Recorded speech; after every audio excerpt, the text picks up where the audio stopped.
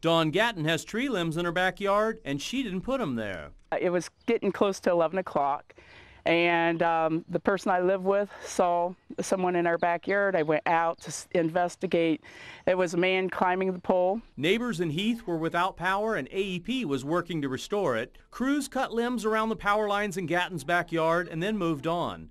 The next day, she called AEP and got this notice on her door in response. They performed the service, emergency service, to restore power, but that it's not their job to clean it up. AEP says during regular maintenance work, crews will remove the debris and dispose of it. If it's an emergency power situation and we have to move on to continue restoring power to our customers, then the debris is left behind, and it is the property owner's responsibility for that removal. And for AEP, anytime people are without power, it's an emergency. Gatton doesn't think it should be that clear. A lot of my neighbors are in their 70s, 80s. Some have different health problems, and they may not be able to come out. It's their poles, their lines.